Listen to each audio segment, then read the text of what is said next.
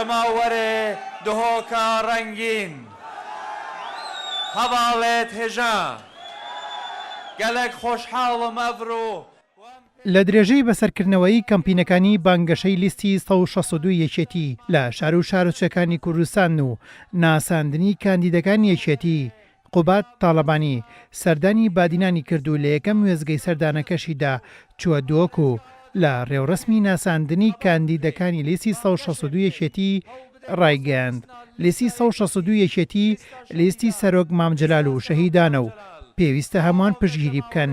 لە ڕێگەی پشتیوانی جەماوەر و دەنگدان بە کاندیداکانی یەکێتی دەتوانرێت تیمێکی بەهێز ڕەوانەی بەغداد بکرێت بۆ داکۆچیکردن لە مافڕاوەکانی گەلی کورد. بەناوێ خودایە مەزن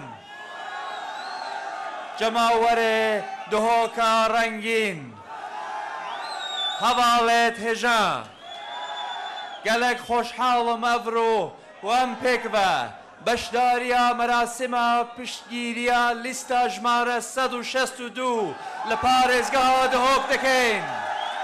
لیستە 162 لیستە شەهیدان لیستە هەواڵ مامجەلال.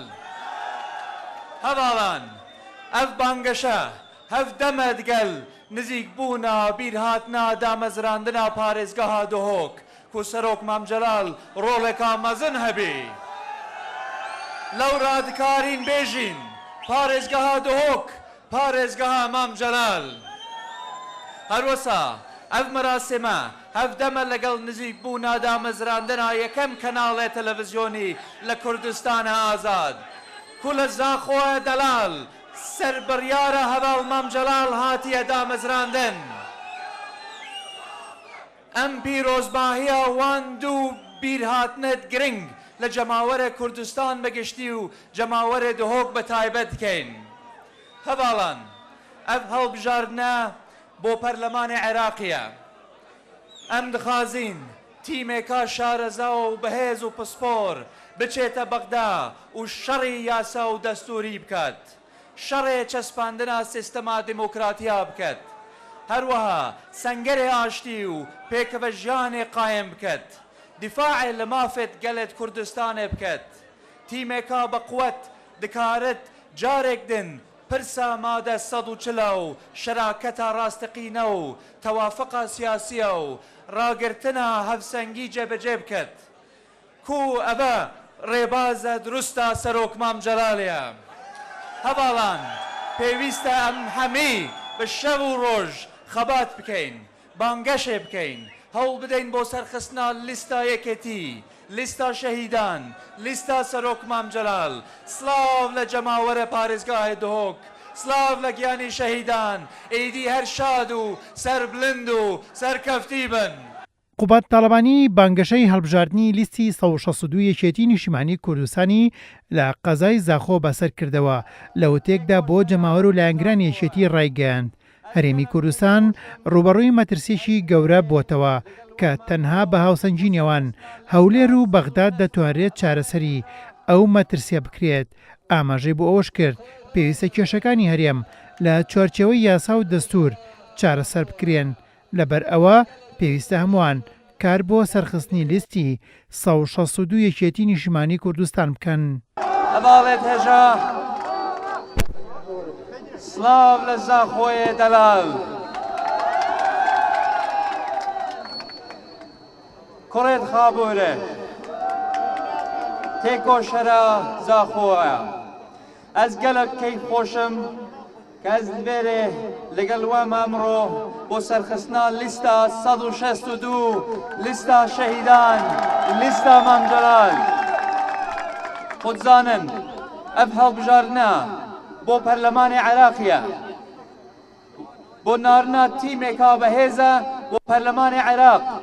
تەنها لە پەرلەمانی عێراقە دخوازین پشتیوانیە هەرێما کوردستانێ بکەین مافە دەستوریەکانی هەرێمی کوردستان بچەسپێنین کە سوکاری سەربەرز و شەهیدان ئیمتیازێ خۆ وەربگرن کێشە موچە چارەسەر بکەن.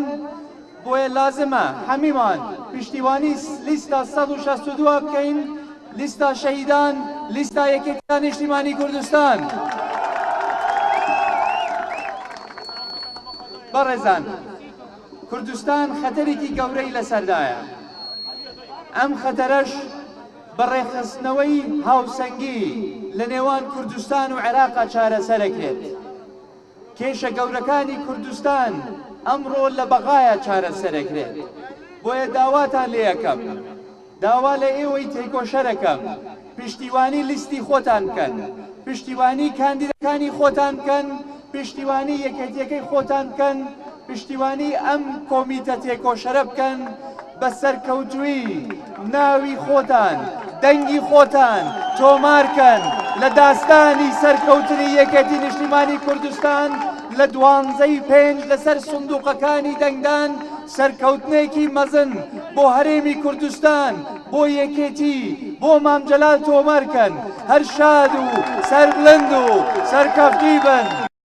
هەر لە درێژەی هەڵمەتی بانگەشەی هەڵبژاردن بۆ لیستی 162 یەکێتی قوبات تاڵەبانی سەردانی قەزای ئامێدی کردو لە وتەیەکدا بۆ دەنگدەرانی یەکێتی ڕایگەیاند. هیوای خواست ڕۆژی 12/5 زۆرترین دەنگ بۆ لیستی 162 کۆبکەنەوە بۆ ئەوەی لە بەغداد پارێزگاری لە مافی کۆمەڵانی خەڵکی کوردستان بکات، ئەویش لە ڕێگەی ناردنی تیمێکی بەهێزەوە بۆ بەغداد. خۆشحاڵم کە لێرەم لە ئامێدی پایتەختی بادینان.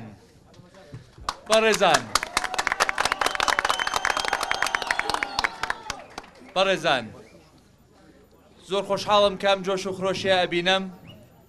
هیوادارم بتوانین لە ئێستەوە تاکو ڕۆژی هەڵبژاردن 12/5 یەکە بە یەکەمان بچین، زۆرترین دەنگ کۆ بکەینەوە بۆ لیستی 162، لیستی شەهیدان، لیستی یەکێتی نیشتیمانی کوردستان، لیستی مامجەلال، لیستەکەی خۆتان.